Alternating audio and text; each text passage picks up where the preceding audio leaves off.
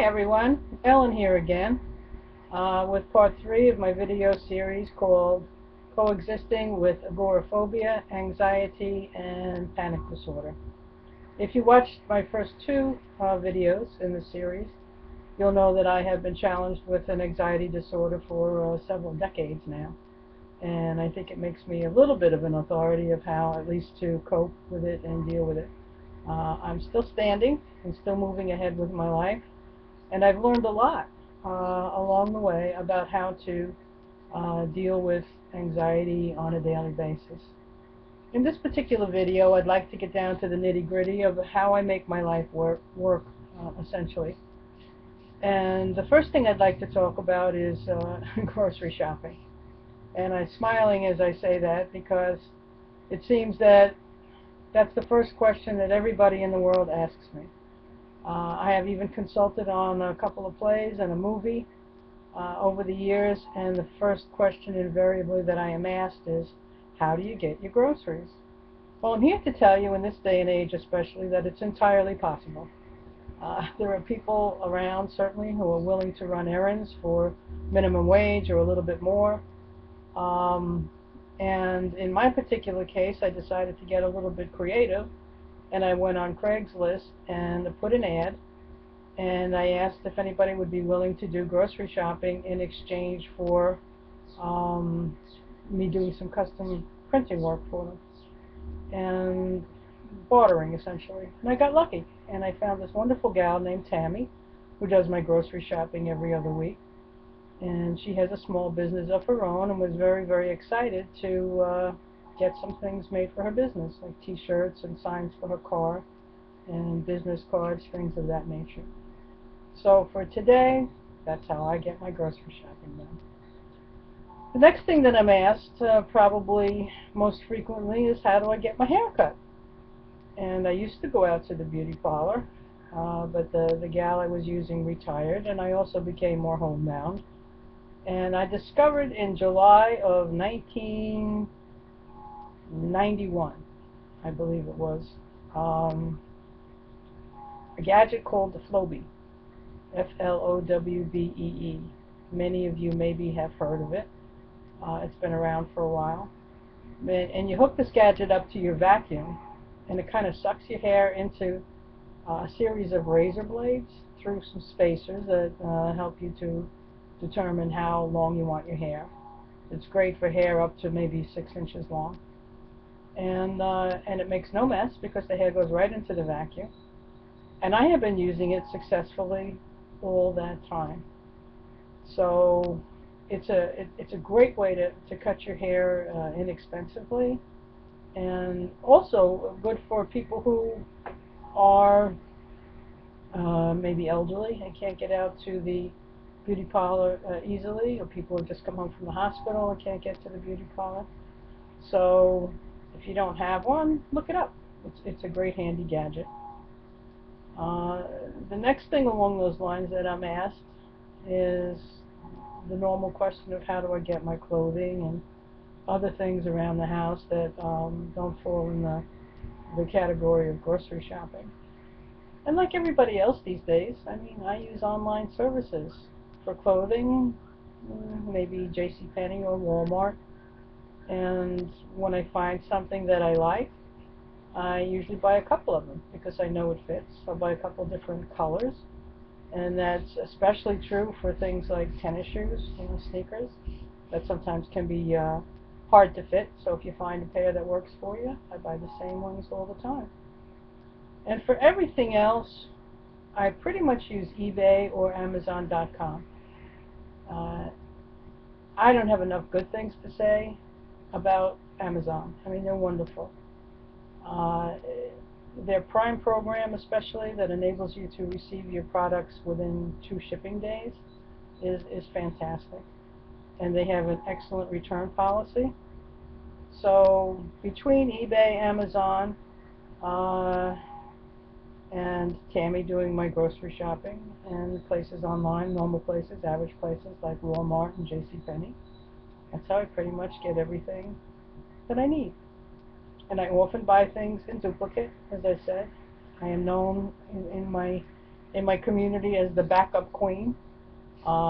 Everything that I buy, I usually buy two, so I have a backup, and it's the first place that people often come if they want to borrow something or they're out of something. They say, go see if Ellen has it. And, oddly enough, normally and very often I do. The other way that I keep myself maintained on a daily basis is by having two counselors.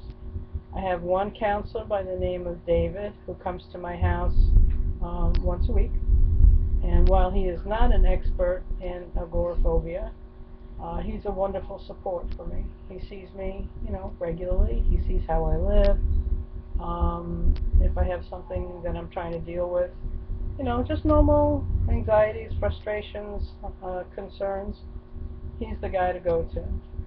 And then occasionally I may have a bigger problem, or mostly along the lines of anxiety. If I'm having a bad time, particularly bad time with the anxiety, the person that I call is Flora, and I've known her for a very long time, and she knows, she rather is the person who wrote the foreword for my book, the title of which is down in the description here of this video.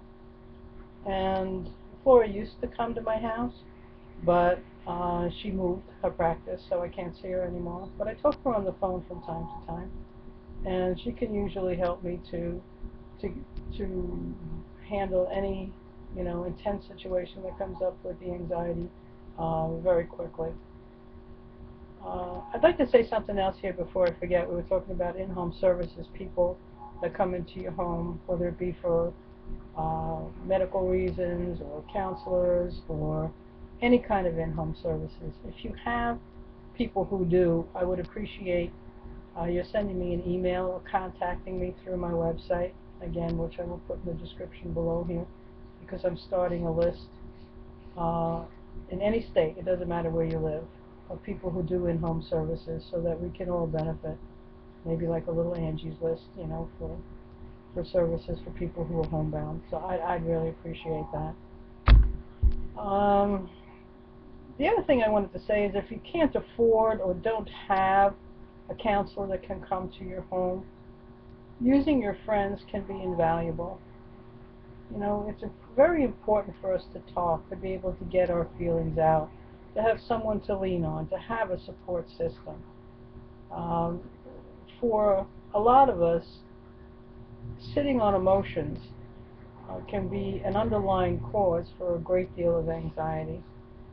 For many of us, when we were children, we weren't allowed to express our emotions. Perhaps we were in abusive situations. And that stuff can really stay built up, and later in life can actually create anxiety problems. So if you have someone that you can really talk to, and I call it venting, it's one of my favorite words. Not so much whining or complaining, but just venting, trying to get out what's really inside.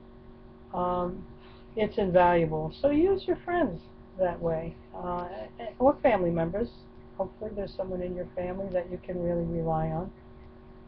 And one thing also that I've learned about that, while it is extremely important to have a support system and to be able to open up and express what you're feeling, it's also important with the people in your life, when you're talking to them, to share things other than problems with anxiety. To have good conversations about fun things, about interesting things. Get outside your head a little bit. And it offers balance to the relationship. Because any friendship can go stale, or can get boring, or people may not want to talk to you after a while if all you're ever talking about is your anxiety. So I know it's hard, because we've become very preoccupied with the anxiety. Anxiety disorders can be very self-centering, leave us very self-centered. But we need to try to get past that, and to try to come out of ourselves when we're around other people, so that they'll want to stay in our lives. So I hope that you all are able to find, loving people who are willing to work with you, be patient, listen to you, and that you can also offer something back to enrich their lives. It's very important that any relationship kind of be symbiotic, and work two ways.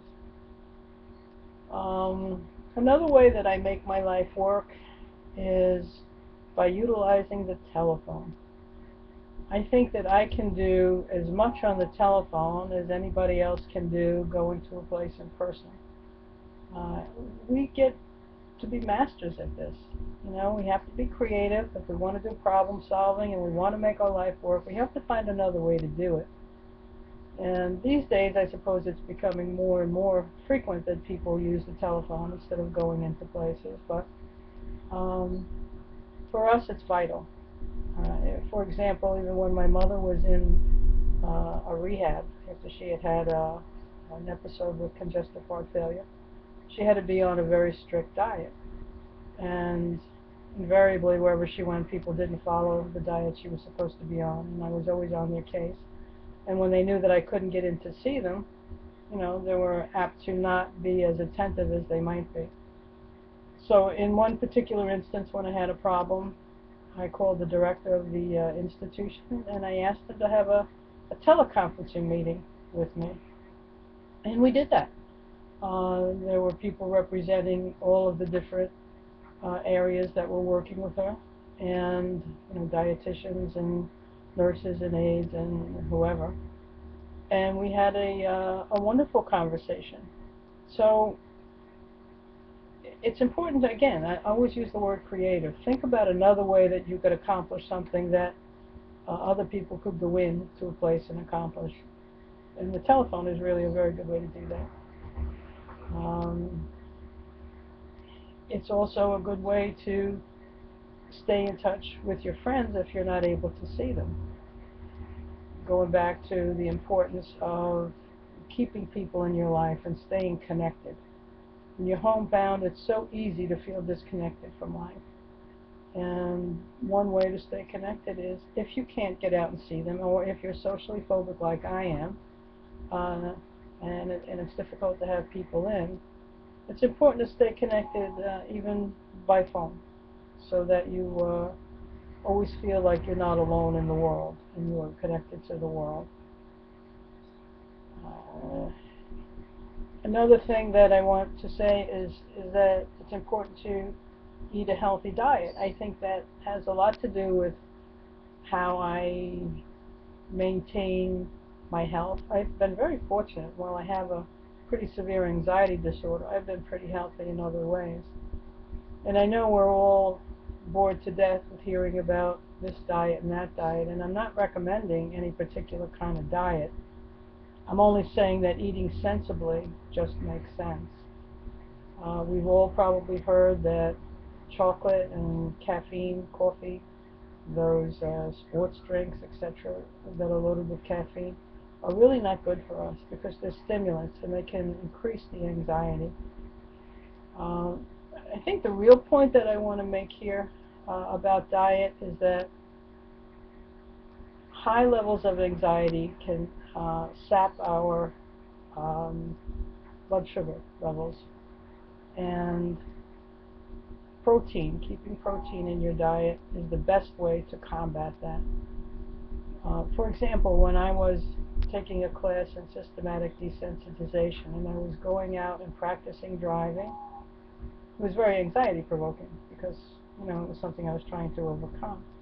And so when the anxiety goes up, the blood sugar level can go down, and that can cause shakiness and feeling faint, and it mimics the symptoms of anxiety. So what we were instructed to do, and it's very helpful, when we were going out, to take with us, and maybe a little cooler, something, a high protein food, like a chicken leg, a hard-boiled egg, cheese, something of that nature. And another thing that was very helpful was the suggestion to take just a jar of peanut butter and take a teaspoon of peanut butter because it's high protein. And it helps to level you off when you're in a high anxiety situation.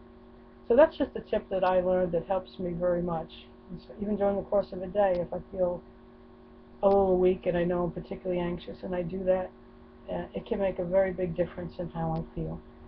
So I just thought I'd share that with you. Another way that I make my life work is to try to stay creative. It helps me again to get out of my own head. If I'm thinking about something else, something I want to do, something I want to make. By now, many of you know that I have a home-based business, small, in which I do custom printing. And I'm coming into my Christmas time now, and most of what I'll be making will be Christmas ornaments and stockings. And just thinking about all the new designs that I want to make for this year, it's interesting and can be exciting. I try to think of something every day when I get out of bed, either the night before or early in the morning when I first wake up, to think of what can I do in that particular day that will be interesting to me. I have many hobbies, sometimes too many hobbies. I work with bonsai plants. I'm just learning how to do that, but I'm interested in it. And I try to think of something new to do with something that I'm interested in. Then I get up and I'm like, oh, I can't wait to get to that particular thing, and see how that'll work out.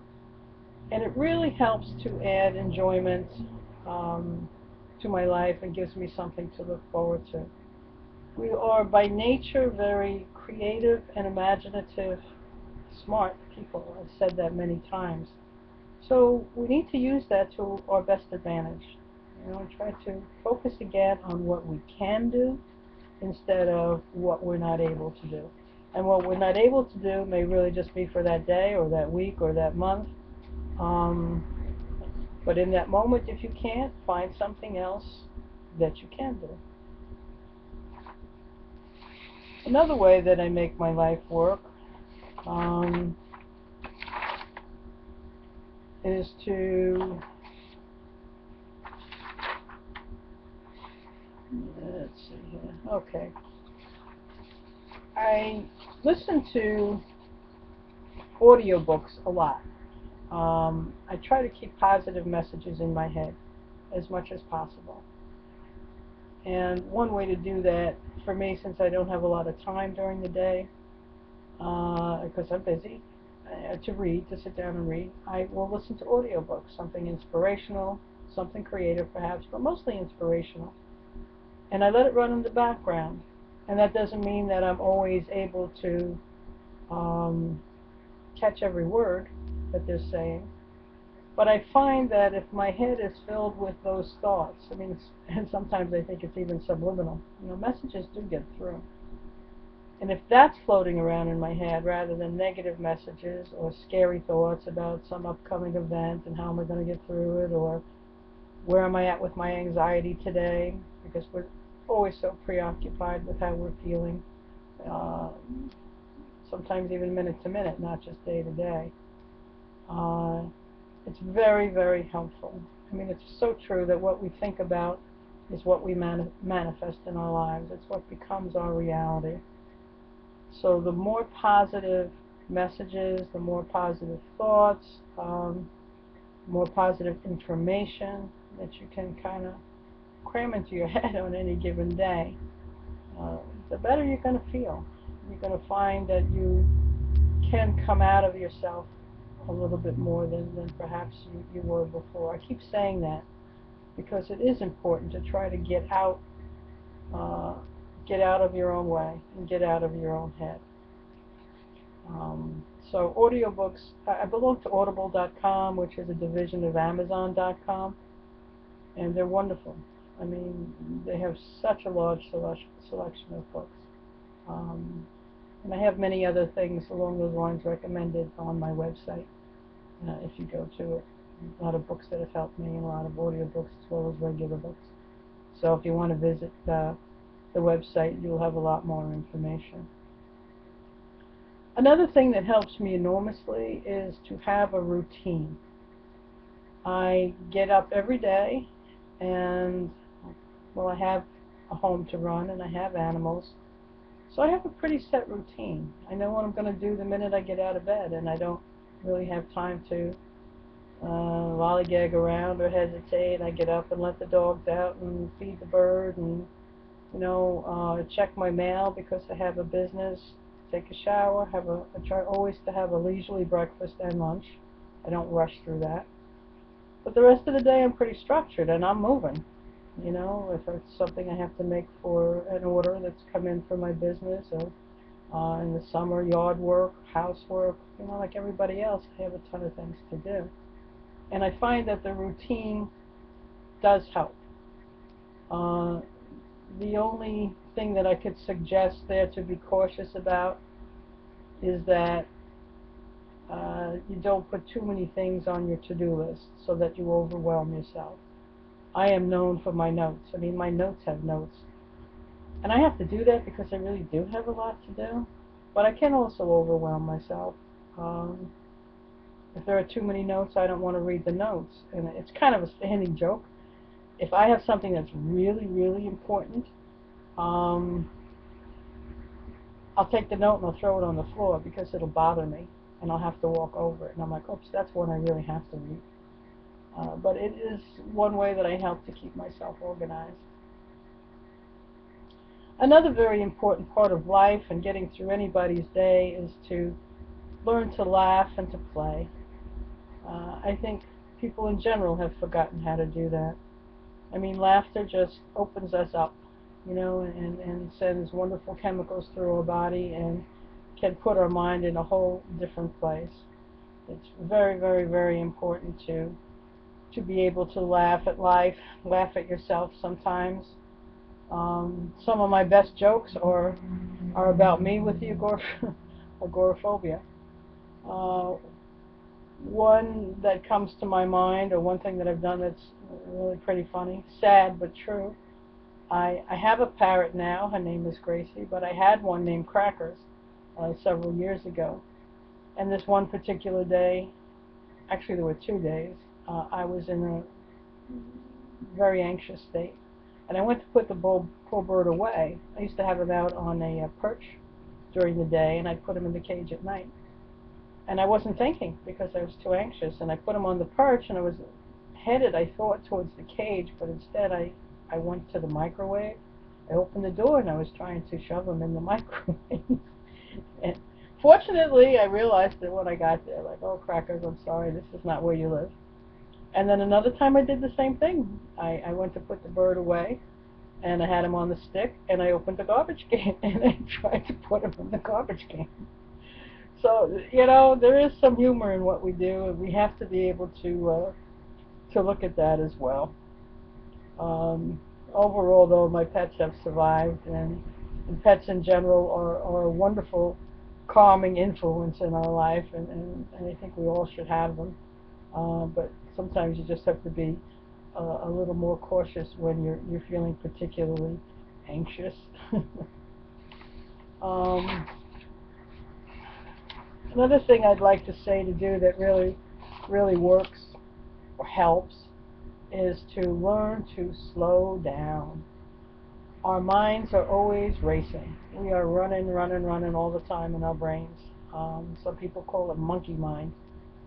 And if we can learn to just slow that thought process down, meditating, I've talked about that a couple of times, is a good way to try to do that, especially something called mindful meditation, which is popular these days.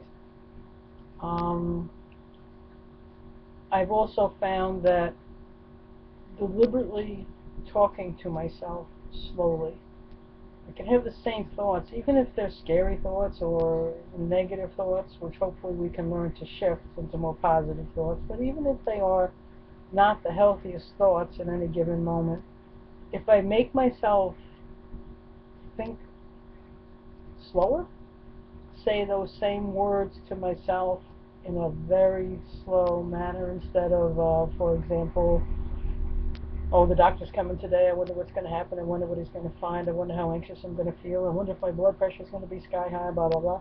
You can say the same thing, but it's just a little trick. Try it this way.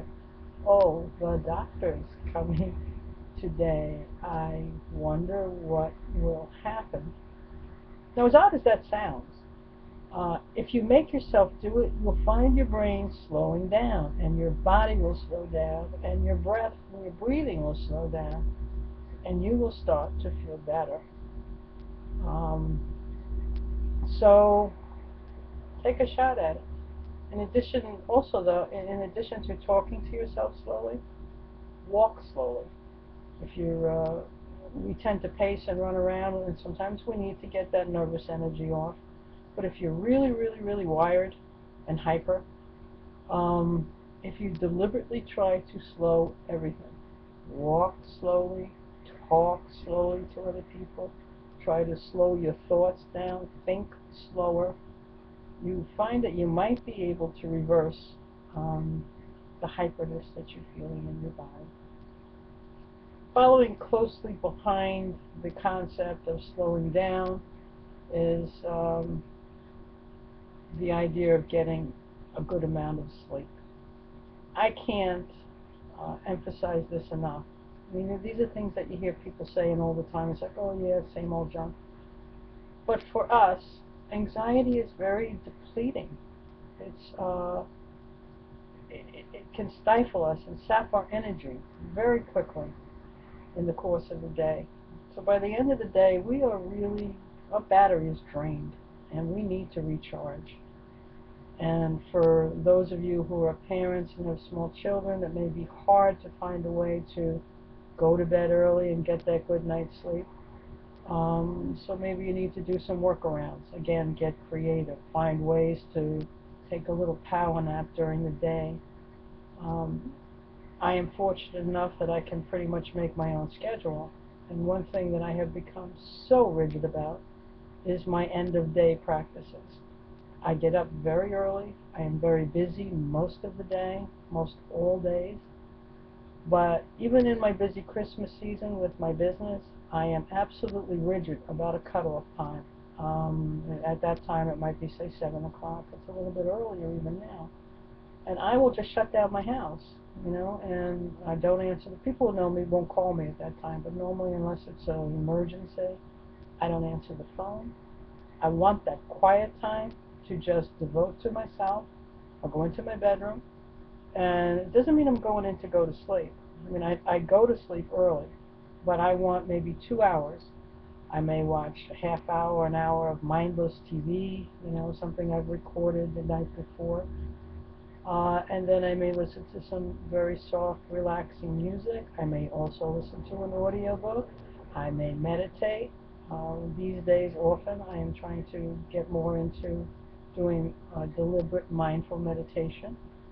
To try to wind down at the end of my day, so when I'm going off into sleep, it'll be as peaceful a sleep as possible. And because I don't sleep through the night, I allow enough time, and my dogs get me up. My dogs are older and they want to go out. So I allow for that. I go to sleep early, and maybe I'm in bed 10 hours. I don't know, 9 hours, 10 hours. And then I allow for an hour or two to be awake, either because I can't sleep or get back to sleep after the dogs wake me up. So I just have that allows me not to get into the mind game of, oh my God, it's this hour, and if I don't go to sleep now, I'm going to have only so much sleep, which some of us do, not just older people. So if you can fit it into your schedule that way, allow yourself a good block of time at the end of the day to just do what you want to do breathing exercises, something to bring your body down, bring yourself back into a more level place before you go to sleep, because I find that just can be so invaluable in how you're going to feel the next day. If I don't get sleep, I'm one of those people that I don't even know how I function the next day. Some people can go on 3 or 4 hours sleep. I don't know how they do it. It's just a suggestion, just to try to schedule your day that way. Another thing that I try to do to keep my life maintained and on as even keel as possible is to be open about my deal with anxiety. I used to make excuses all the time for why I couldn't go somewhere, why I didn't want to go somewhere. I mean, this is a long time ago. But these days, I tell everybody up front, about where I'm at, what I need. If you want to be in my life, you may have to work with me this way. If it's a new person, I may ask them to come for short intervals. until I get used to being around them. No matter what it is, we have to look at how we need to do something and engage other people's help. And you'll find probably that the people who are most willing to be patient with what you need and work with you in a way that will help you accomplish whatever that goal is, are probably the people that are going to be in your life the longest. If people have an idea of what you should be able to do, or think that you're faking, saying that you can't do something because you did it the other day but you can't do it today. People have all kinds of judgments about you, unless they're family, which we all have family, and family is family, but those other people are probably not going to end up being your best friends or be in your life for very long. And so it's very important, I think, to not be ashamed of who you are. I mean, we have a disorder. Everybody's got something in this world. I certainly have learned that. Everybody's got something. Some people's stuff is more obvious than other people's stuff, but we all are dealing with something in this life. So just try to accept yourself, the way you are, and try to hang with people that are going to accept you too. So I guess I wanted to close by saying that ours is an invisible illness, and this is one of the most, it's not really an illness, but our disorder. It's not obvious to other people, and this can make it very, very difficult for other people to understand. If we didn't have legs, people wouldn't ask us to dance. But people can't see what's going inside of us, so they have in their mind their own expectations of what they think you can do and why you should or shouldn't be able to do something. What we need to do is to be true to ourselves. We know how we feel. We know what we can do. We know what our limitations are. We know that it may not be what the average person is. It doesn't make it bad. It doesn't make us wrong. It doesn't make us sicker than anybody else. It makes us different. And we need to not get buried under, let our self-esteem fall so far below what we need it to be just because we think we're not living up to other people's expectations. What other people think about us. There was a saying that they had in that group that I went to again on systematic desensitization, which I hope to be talking about in one of my upcoming videos. It's a great method to learn to try to deal with the anxiety. Is that what other people think of us is none of our business, because we tend to live a lot of our life around, oh my God, if I do this way, what are they going to think? Because it's not what the average person does. And if we let that take hold in our bodies and minds, we're not going to get very far. So we have every reason to be proud of who we are. We're wonderful people. Again, creative, imaginative people, reliable people, trustworthy people, people with a great deal of integrity, highly sensitive people. And sensitivity has its ups and downs. But let's focus on the ups. We can relate to other people in a way that the average person can't. We can be more empathetic. We have insights that other people don't have. So let's honor the pluses in our lives and not harp on the negative. So there are many people in our lives, I guess in conclusion, that will be willing to go the extra mile to be there for us and with us. We just have to find them. And when we do, I know for me, when I find a good friend or someone who's willing to be patient and loving with me, it's like gold, and I want to do everything I can to not let them go, and to keep them in my life, and to honor them, and to cherish them. So, well, those are a few tips and tricks about how I make my life work on a daily basis. And I want to thank you for watching this third video, and I hope to see you next time in video number 4. Okay, thank you. Namaste.